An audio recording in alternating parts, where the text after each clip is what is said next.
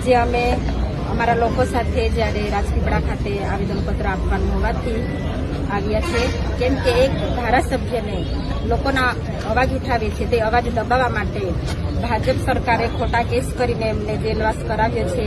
એને સંબોધીને આજે અમે રાજપીપળા ખાતે કલેક્ટર કચેરી આવેદનપત્ર આપવા માટે અમારા લોકો સાથે આવ્યા છે. અને ધારાસભ્ય ચૂંટાયા પછી ઘરે એક પણ દિવસ આરામ કર્યો નથી અને લોકો માટે સડકથી સદન સુધીનો અવાજ ઉઠાવે છે.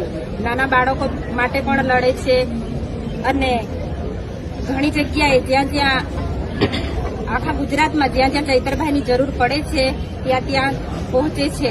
એટલે લોકો આ જેલવાસ ખોટો કરાવ્યો છે, કેસ ખોટો છે. એટલે અમારા લોકો ખૂબ આક્રોશમાં છે, કેમ કે જે ધારાસભ્ય લોકો માટે લડે છે એને સરકાર દ્વારા દબાવી દેવામાં આવ્યું છે. એટલે અમારા લોકોમાં ખૂબ આક્રોશ જોવા મળ્યો છે. અને થોડા દિવસ પહેલા 144 લાગુ હોવા છતાં પણ ડેડિયાપાડામાં રેલી કાઢવામાં આવી હતી. ત્યારે પોલીસે સાથે રહીને રેલી કઢાવી છે. અને જ્યારે આજે અમે અહીંયા રાજપીપળા આવ્યા છે તો પોલીસ અમને અંદર નથી આવવા દેતી અને મામલતદાર કચેરીમાં અમને ઘૂસવા નથી દેતી કે તમારે નથી જવાનું. ફરીથી કલેક્ટર કચેરી બોલજો ને, ભૂલ થઈ ગઈ છે. એક મિનિટ, ચાલો કહીએ પછી બોલજો. હા બોલો. કલેક્ટર કચેરી આવ્યા તો અમને ગેટ બંધ કરી દેવામાં આવ્યો છે. અમને કીધું કે નથી જવાનું અંદર. એટલે પોલીસ પણ એક તરફી કામ કરે છે. એટલે પોલીસને પણ અમે કહીએ છીએ કે તમે સાચા માણસ સાથે ઉભા રહો, કેમ કે તમે અને ઘણી જગ્યાએ પણ અમને રોકે છે પોલીસ. એટલે પોલીસને પણ અમે કહીએ છીએ કે પોલીસ ભાજપની છે, એટલે પોલીસ ભાજપનું જ કામ કરે છે.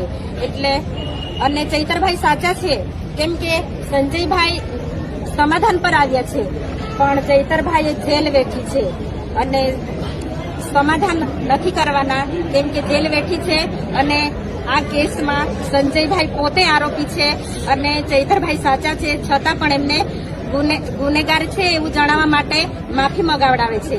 પણ અમે સખતમાં સખત વિરોધ કરીએ છીએ. અમે સમાધાન કરવાના નથી અને અમને ન્યાય પર ભરોસો છે કે અમારો કેસ હવે હાઈકોર્ટમાં ગયો છે એટલે અમને ન્યાય મળશે. વસાવા સમાજના જે પ્રમુખ છે ઘરાસિયા સાહેબ, એમને સંજય વસાવે ચૈતર વસાવા માફી માંગે તો અમે સમાધાન કરવા તૈયાર છે. ચૈતર વસાવા સાહેબનું શું સ્ટેન્ડ હશે?